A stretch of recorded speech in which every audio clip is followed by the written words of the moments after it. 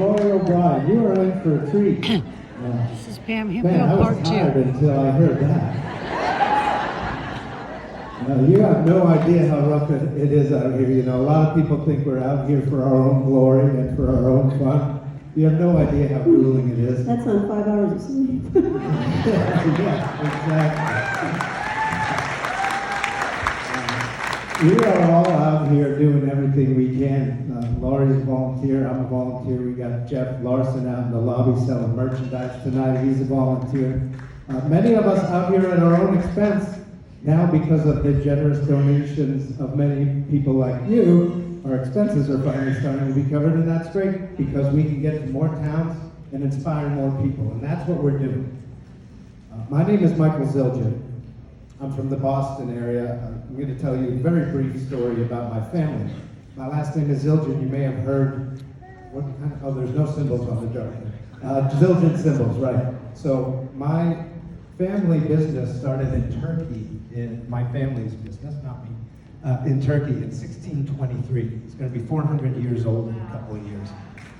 But that's not the interesting part of the story. The interesting part of the story is that my great uncle was in line to take over the business in the early part of the last century, in the late 20s. He was invited to go back to Turkey to take over that business, and he said, no, I'm here. This is my home. This is where I belong. Zildjian Symbols is now the longest continuously family-run business in the United States.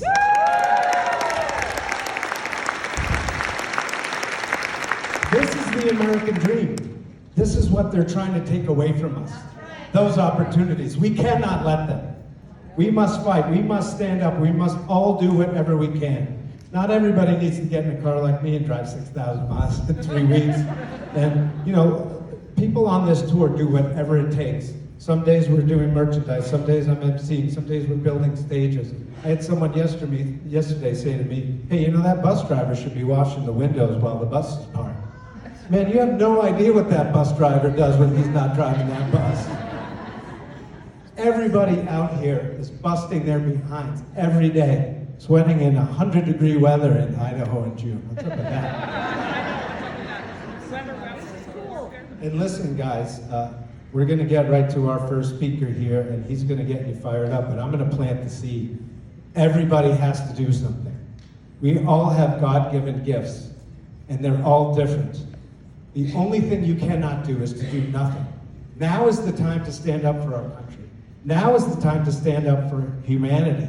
Now is the time to get out in the street and be a patriot street fighter. Let's get that music rolling. Oh, there's nobody up there to play the music, so I guess I'm going to have to keep going for a little bit longer. I probably should have looked up. See, we never know what we're going to run into on any given day. We thought we were going to be out in the parking lot, as many of you did, right? Thank God we're not. Man, it's nice to be in air conditioning.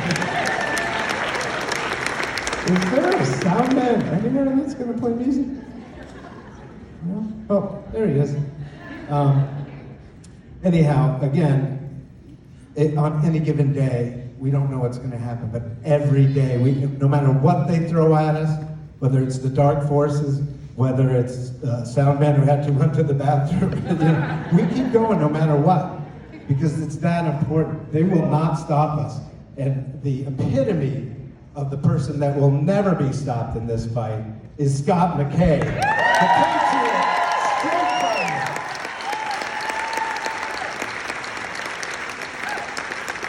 You don't have to do it. Well, we can go without it. Like I said, no matter what happens, we keep going. The show must go on. They didn't give you Thunderstruck. Does anybody know how to sing Thunderstruck by AC/DC? Lori? Can you sing that? Oh, man. You got it? Yeah, go see!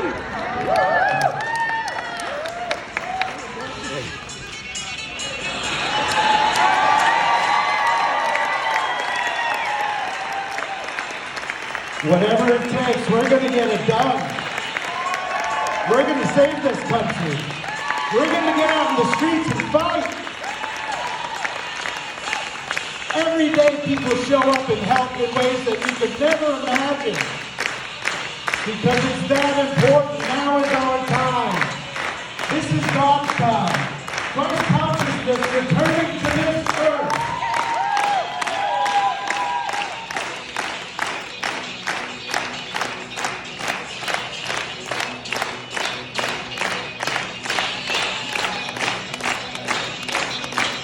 Small things like giving your phone up so that we can play music. Every little bit counts. Everybody's got to get in the fight and do something. Are you guys ready for Scott McKay? Are you ready for the Patriot Street Fighter? Let's go! Get up out your seats and let's go!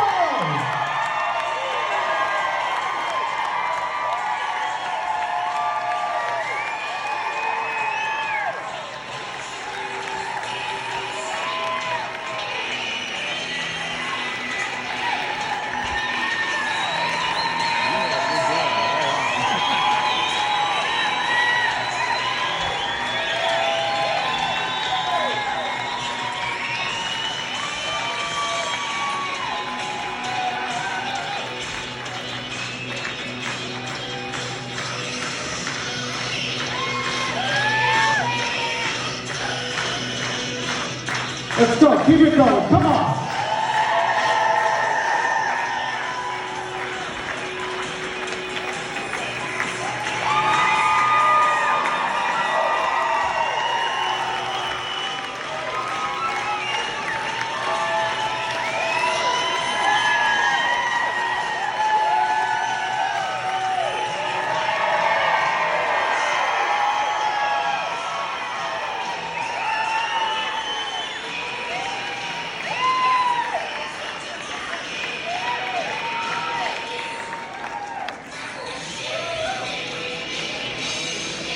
Whatever it takes, brother. That's an improvisation of the highest order. All I can tell, I know for a fact that God wanted that land in this place tonight. So, I love it. She's got her body armor on. Patriot Street Fighter body armor. Save the kids. Save the kids. I only have one question. You know, some places I walk through those doors, the house of the Lord, I talked to Pastor when we were down in Yuba City, and I said, just be careful. Or I said, calm down, Pastor. I'm going to use rubber bullets tonight. Tonight, I think I'm going to use blanks. I adapt to all environments, but I do have one question that cannot be unanswered tonight. Are you here in Idaho holding the fork in line? Are you?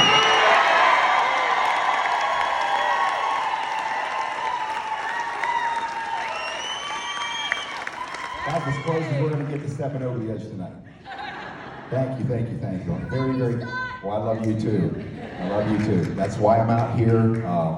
I think most of you know that I launched this war when I found out about the children, so thank you to you folks that all buy those shirts for the children, because we are going to make sure the whole world knows about this. Can we turn this up? I gotta put this thing inside my mouth to make it work. You know, we have Sasha Stone, and I don't know where he is right now. Sasha Stone can do this. He can do it like a rock star. I can't do that. So the great thing about what we're doing here is that for me personally, I get to travel with two serious powerhouses, Sasha Stone and Lee Dundas. I could never have been blessed like this. I could never have been more blessed. So most of you know there was kind of a disruption in the tour early on, and there was a breakaway. And I've said this a number of times, I will not align myself with anything that has dark energy, anybody has bad energy, anybody that comes from a low frequency, because what most people know about me, that I am willing to sacrifice everything, including myself, until we bring this power structure down and we save these kids. And I will say this again, because there are infiltrators in every crowd. When I say this, I don't mean maybe. Anybody steps in my way to try to stop this mission, I assure you, you are going to go down with the rest of them. That is my sole promise. I've had some things step in front of me in the recent weeks, and I was prepared to demolish something that stepped in front of me, but, somebody much wiser told me, Scott, stay in the light. Stand in the light. And I think that's what Christ would do. I think that's what God would want of me. And I realized I had to be pulled back because all of us make mistakes. And instead of unleashing a fury on someone or something that's trying to disrupt or take down this operation and pull that bus off the road, I decided I'm just going to stay in the light, because light will bring down darkness every time. Every time. And I decided that that's where we will stand from this day forward. So, the individual that I am speaking of, you got to pass. I'm going to let the light deal with you. It'll be a much, much more devastating blow to your operation than what I can deliver. That I know for sure. So, we have a lot of things happening around the country right now. And I think the message that I would like you to understand, there's two things we need to do in this country to take it back. Number one, we've got to get the sheriffs in this country on a constitutional platform, which is Sheriff Mac's platform, CSPOA. Yes. Number two, we have got to get people into the fight. And I talked to some folks outside. I'm very proud of you. When I hear this from people who are now getting into the fight. School boards, city councils, going after these corrupt mayors, putting pressure on these corrupt police commissioners that are controlled by the DAs. The DAs are corrupt. There's been a nationwide effort by Soros and company, and I believe he's in a box now, hopefully in the ground. But, yeah. I guess I gotta get rid of one of my rings. People like say, why do you wear a skull on your finger? Well, everything is symbolism to these Satanists. Symbolism will be their downfall, right? And it will. That symbol right there, that's George Soros. When his head's on a stick, and this is Jacob de Rothschild. When his head's on a stick, then I can take the rings off. But until I have proof that their heads are on a stick, I'm gonna keep wearing my rings. Or maybe I turn them upside down then, and I can use them symbolically. What's that? Keep active. You're in an open carry state. Yes, exactly. Exactly. She's got her battle helmet on too, I love that.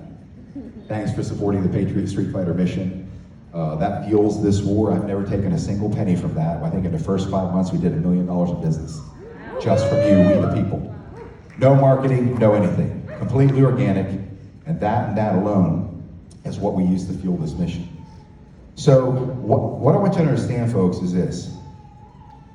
We all sit in churches all our lives, but few people ever buy into your true spiritual power. That's just, it's no fault of you or your own. It's not my fault.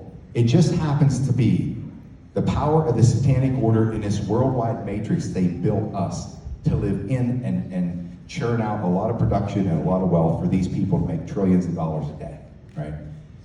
What they've taken from you is your ability to understand your purpose, why you're here in life. And I'm going to tell you a story of what it took for me to reach that level of enlightenment, where I was able to unleash myself in a way that's now really effective in my quest to deliver my own victory for humanity. So many of you heard about the catastrophe that I suffered, a catastrophic crash, Harley Davidson, 7 years ago, laid this bike into the side of a van at 50 miles an hour. Now prior to that, all these years of startup companies, basically living in poverty, because when you have all your money going into startup companies, and you're making no money for years, you're trying to survive. I had to have that in my world to create enough wealth so nobody could own me, because I was going to go to Washington, D.C. and do battle with the scumbags, right? And I realized that these people were scumbags in 2006, and that's when I walked away after 16 years. Through the course of all these years of startup companies, I also had a trajectory in each of these companies that they had to serve as a victory for humanity in their own right, in some way, shape, or form. It wasn't about the money. I've never been motivated by it. Nobody can buy me. I have no price tag. The only thing that matters to me is that when I'm done here on this planet, that I actually serve my Creator's purpose, which is to help people in their spiritual ascension. It's always been that way.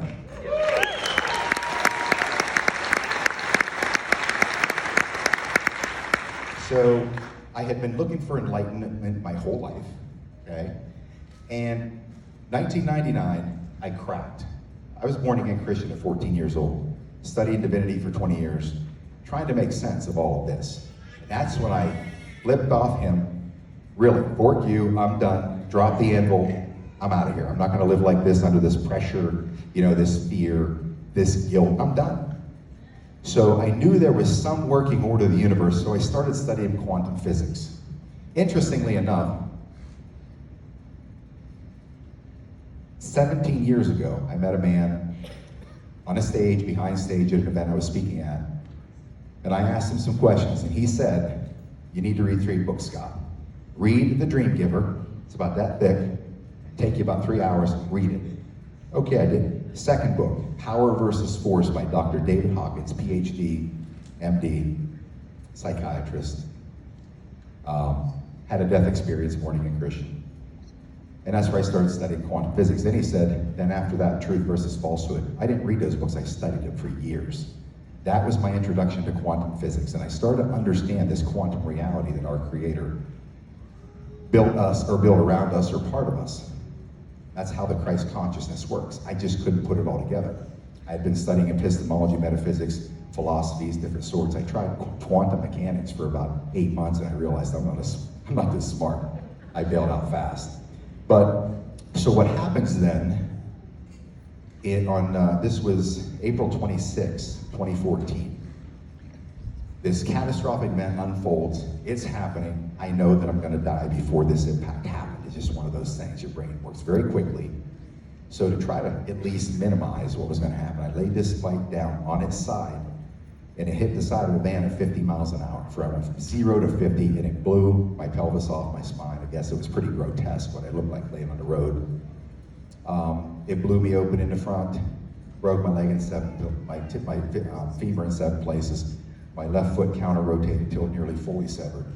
Drove everything down to the footboards, blew my ankle apart, shot out the back of my foot. My boot was on, so it kept everything contained.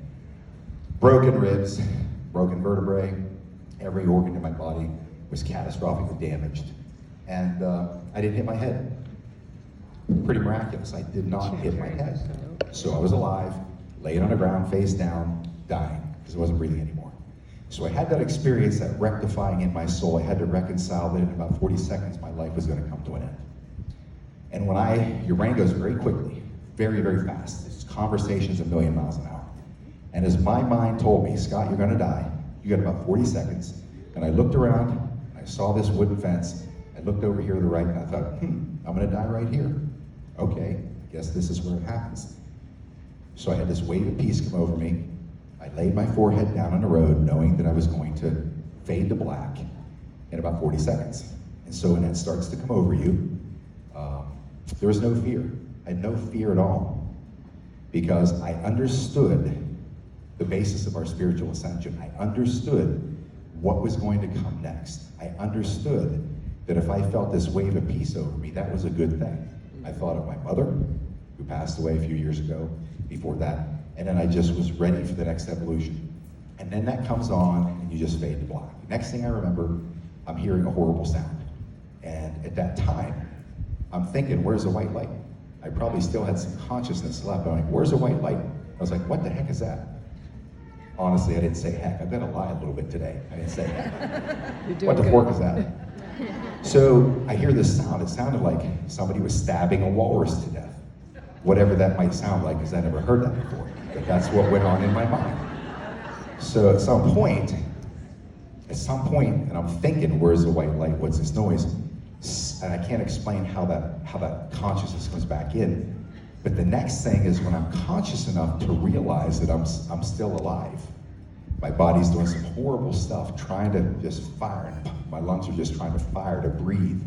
I probably had enough residual in there to just kind of keep me in the game. And then there was this huge, like you dive too deep in a pool, 10, 12 feet, you're out of breath, and you're trying to get to the top to get that breath of air, and you nearly pass out, and then you break water, and you have that huge heat. And that's what happened. So after, I don't know how long it was, 15, 20 seconds, 30 seconds, now I'm back in the game. And I was like, wait a minute, this is BS. I was totally ready.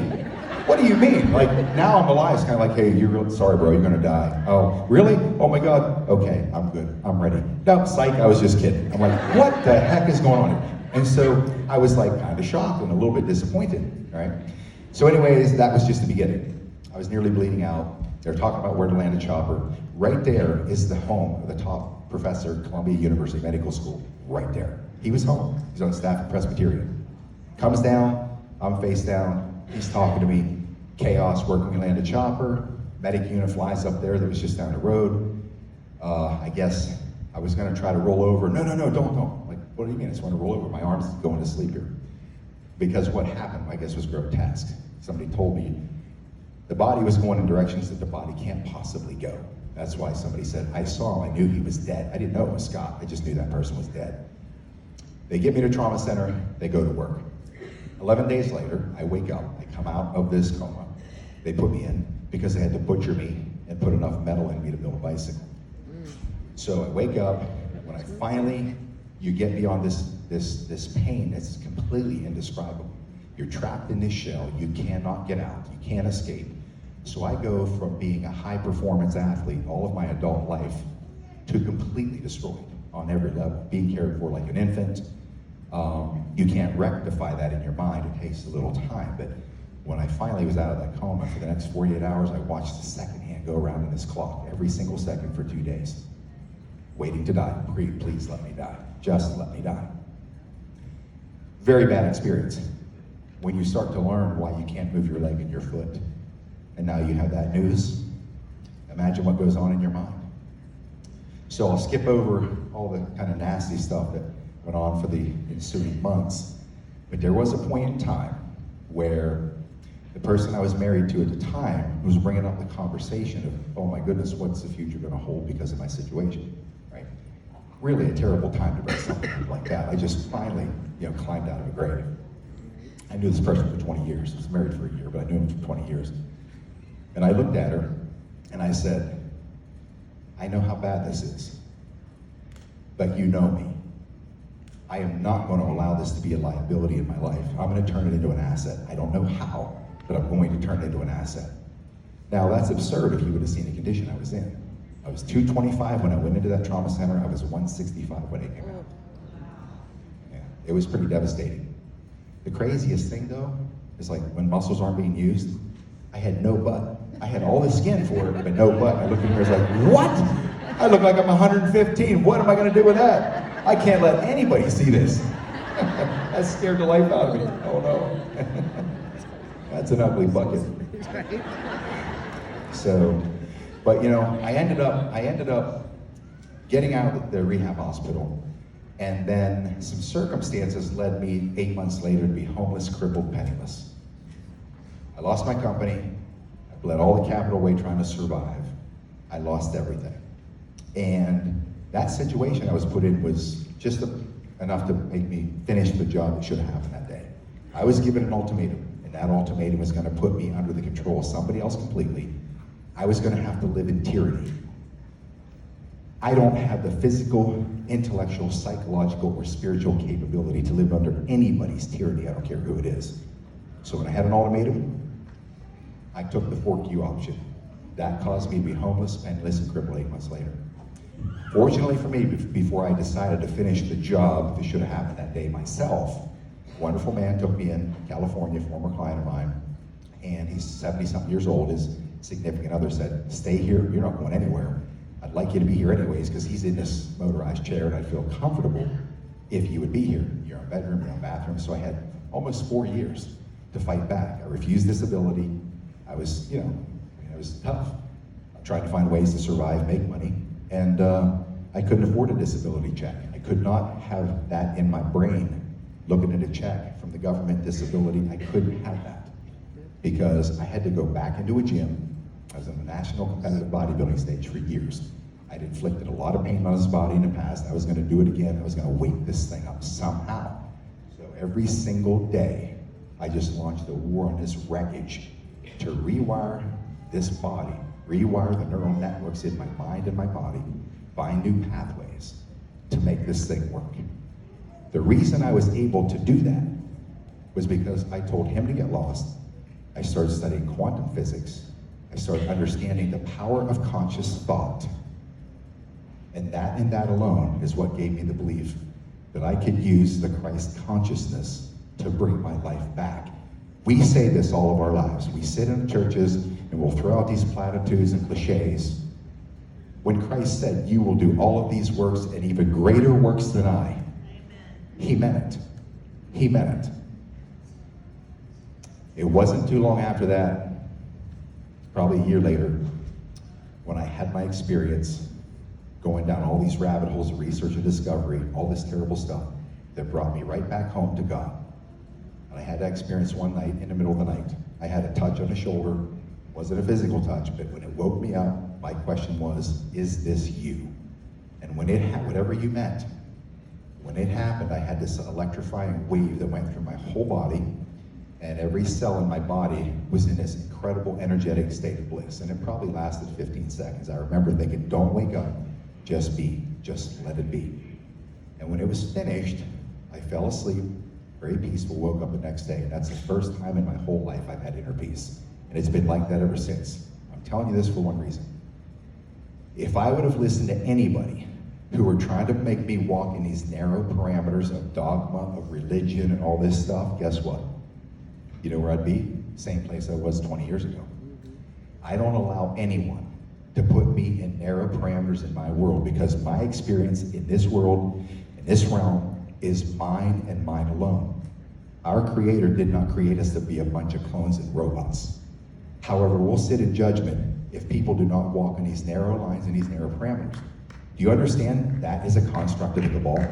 Do you understand very good people are teaching the cabal's operations to you?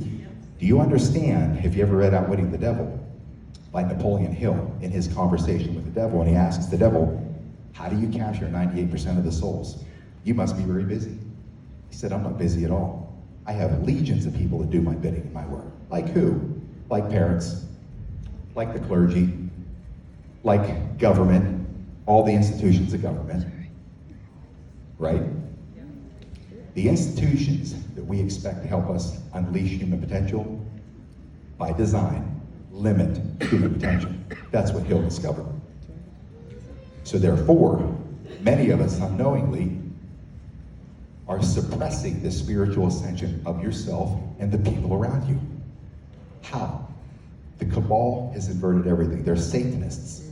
Satan inverts everything, takes everything good, makes it bad, makes everything bad, and makes it good. Feeds it to our soul, and then what do? We go pushing that onto the people. Not offering, pushing. You have to live this way. You have to do this. If I listened to those people, I would be in a wheelchair. I would be, who knows what it would be like. See, I had the benefit of asking for enlightenment all of my life, young adult life, from my young adult life forward. And that enlightenment was delivered with a sledgehammer. And that was destroying me. So I fight back. I get my life back. I was gonna do three things. I was gonna walk again no matter what they said. Number two, I was gonna work again no matter what they said. They said 95% of the people with these grave injuries, this is life, how it has to be. You have to accept it. You need to be in counseling. Like counseling? Like 85, 90% of you people are divorced. Like, and your lives are wrecks. Really? Like, no, I've been studying this for myself for many years. I knew what I was gonna do. Third thing was I was going to ride again. And that happened. When that day came, phase 3, I got my beautiful Street Glide Special, twisted cherry color. I looked at it for 3 years. Kept going back for 3 years when I was crippled. Gonna ride this bike, I'm gonna find a way to buy it. And I did.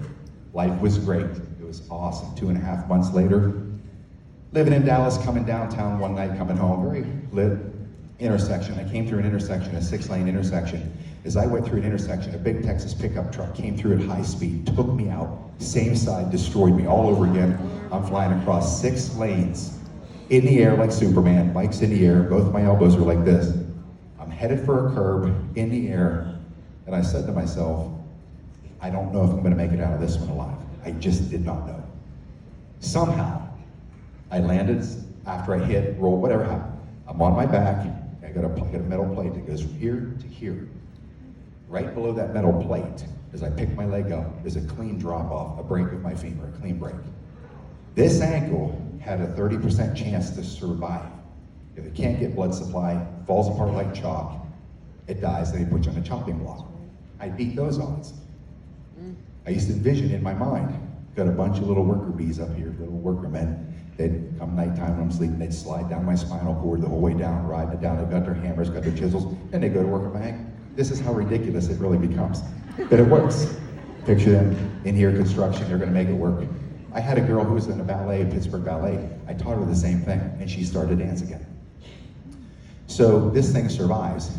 As I picked that leg up, right here, this was flopped down 90 degrees, completely shattered, my foot was turned inward. And I was like, I'm gonna lose it this time. It was grotesque to look at. So I'm in a trauma center, Baylor Trauma Center, roll me in, doing all these scans. And this is them when they were looking at my x-rays with all this metal leg.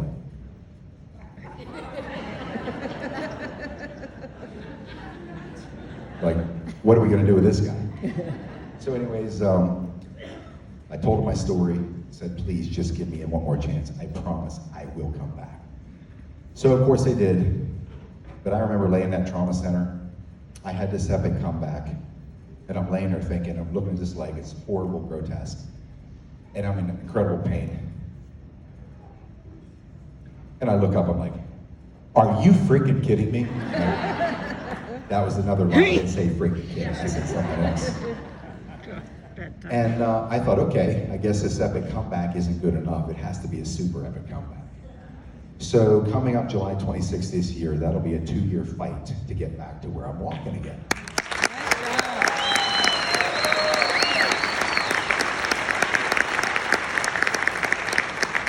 Oh, you ought to see me dance. You would laugh just the same if you saw it. I bet you could. I never know where this leg's gonna land. That's why I gotta keep like moving around because all this metal just kind of does this, you know. But, and I move it around so I know that it's there. Like if I stand on a foot, I can't feel that. I know there's a foot there. I know. If you're ever near me and I just kind of do this and you start screaming, I'll be like, what? What's going on? What? I'm standing on your foot with this big boot. So I got that Herman Munster platform disco shoe, right? Because that leg's an inch and a half shorter. I don't know what's happening. People are running, like, is there a fire? She's like, get off my foot. I do it when I hug these girls. Like, I'm always worried about stepping on their foot. But here's the thing. What that did was that washed away body consciousness for me. All those things that were part of that competitive bodybuilding mindset, even though I retired a long time ago, it just makes you just say, what does that matter? But the thing of it is this.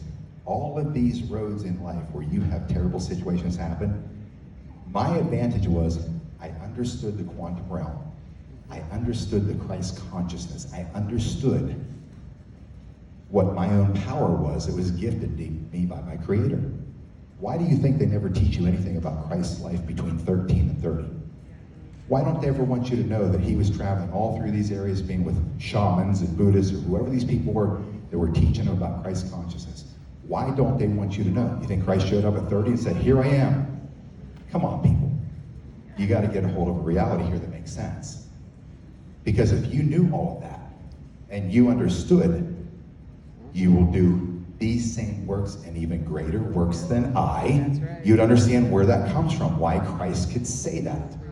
Because we are all in the quantum reality of our Creator, the one photon of light, the conscious thought that led to all things, including you. You are made in the image of. Hello, what does that mean to you? You were made in the image of. God himself. If you can understand these things, then you'll understand what your purpose here in this world is right now on this spiritual battlefield.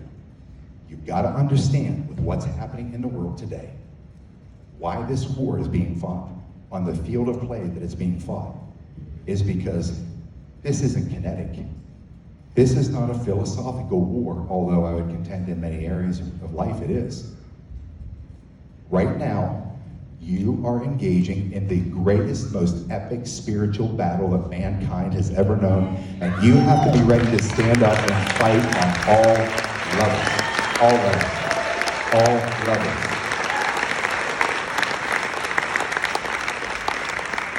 That's why my purpose for you is to teach you how to get into the fight. I get this everywhere I go now. You taught me to fight. You taught me to fight. I'm stunned by all this. I didn't see this coming. Patriot Street Fighter, I guess I'd say is a pure accident. But I've known for decades that this day was gonna come. I used to tell my mother this. Twice we had conversations. Why do you go on these startup companies? Why don't you do this? Why do you do this? Why do you do that?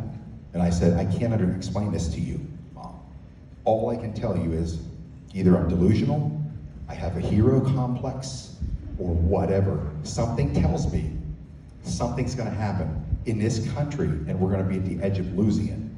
And I'm gonna have to stand up, step up, and rally a battle cry for this nation to stand up and fight or we're gonna lose it all. And here we are.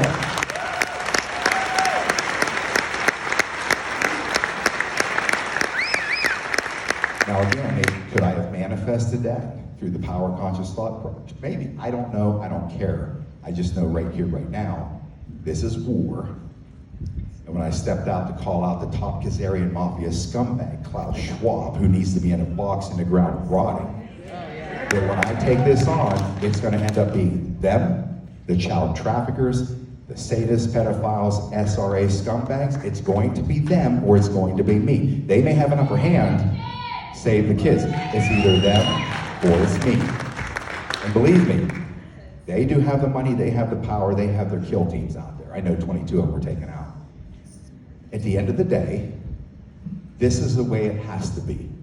If we're gonna win a war like this against Satan itself, you have to be prepared to fight that war on that level, because that conviction is what protects you and makes you safe. That conscious thought changes a reality that's all of what you encompass all of your lives every day. If you step back in fear, the energy field of this entity or whatever person feels from you is retreat, retraction. And what happens to that energy field they're part of, that conscious thought, is that it becomes more aggressive, right? It's already got, what does an animal do? They smell fear, they're gonna attack. If there's no fear, guess what? So here's why I tell people, when you're out here in public and you're dealing with Satan's minions, oh yes, they're good people that are telling you, you need a mask on. They're gonna pressure you. I'd love to tell you some stories, but I can't really make them work because I can't use the language I use in these situations. So I'm gonna let you read into that. But when somebody steps toward me in any tyrannical fashion, I'm on offense. I am on offense. When they do this in a public setting with me, what happens? They're gonna make a scene, right? They're gonna make a scene, as they do. And you know what happens to me? I go full Patriot Street Fighter. You wanna see it? Watch this. And I did that from day one, and I make them not only think about what happened, I make them in their mind saying, I am never gonna do that again because I do not wanna have that happen again. It has happened to me a number of times. You know what that's called? Being in the fight. This is what you have to do, because once you step forward with conviction, the other side, it's a quantum reality, it will retract. That's why I say, you go to these school boards, you gather together, you plan it out. These idiots and these morons that are coming up with critical race theory, kids need to wear masks with a ridiculous survival rate of this bioweapon. If you don't collectively gather as parents, and you go in there en masse and force and start attacking these people, they're gonna win. If they win by default, they always win by default. Nobody runs for these seats on our side. These people walk in unopposed. That's how they're winning, because we do not get in the fight. If you get in this fight, did my language get too hot? That's what they do here. They sound the alarm. Patriot Street Fighter is going to explode. We got to clear the building. I swear, I got myself under control. Promise.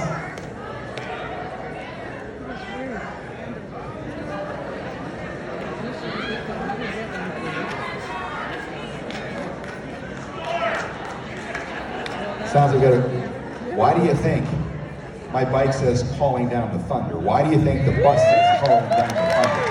Everywhere we go, we're calling down the thunder.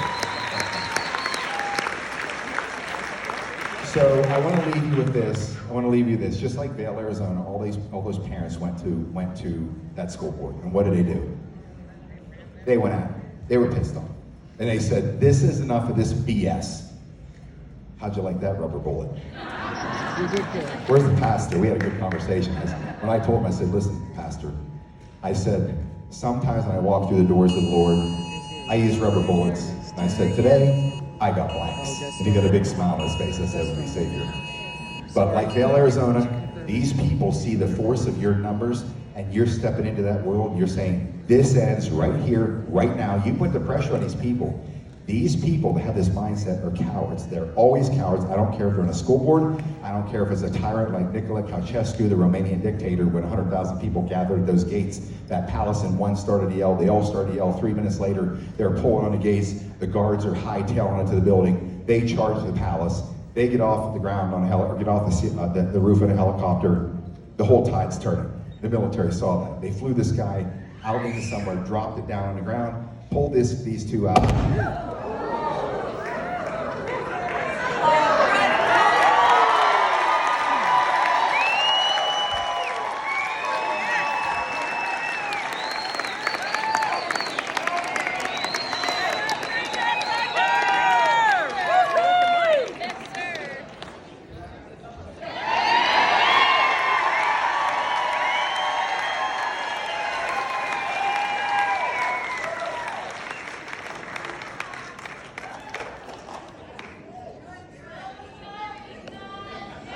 Justice Board.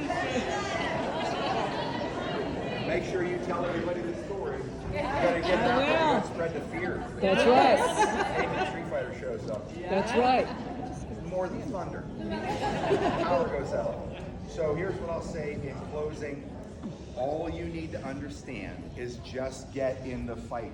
On any level, step forward, get in the fight. Because dark energy and cowardice will always retract. It'll always retract. We outnumber these people by the billions. The billions.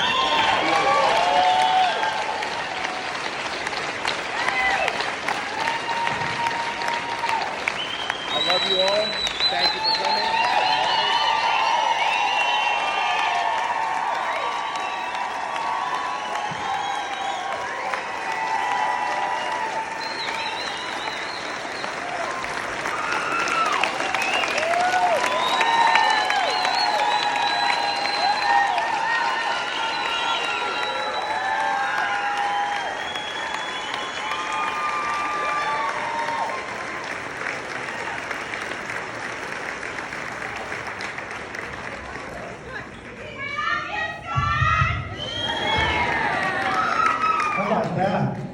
How about that? When the Patriot Street Fighter comes to town, look out for a dust storm, huh? Like I said, they can throw anything they want at us. We're not going to stop. You think we can stop that guy?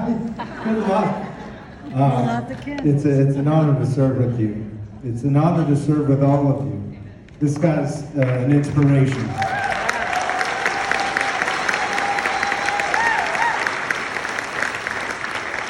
You have no idea how much pain he's in because he'll never admit it. But if we see him go 16, 18, 20 hours a day for you, for this country, to do whatever it takes. So when he asks you to get in the fight, we need you to get in the fight. Yes. All right, a quick announcement. Obviously, there is an emergency alert. We need you guys to stay inside, stay away from the windows. We're going to hang out with each other for a while and have a good time. And I think we've got sound back. We have music and everything's good. All right, good. Well, to transition from that, thunder and wind, we're going to have Lori O'Brien treat us to another song. Yoo-hoo! Thanks, Kurt. Sure, coming back in just a moment.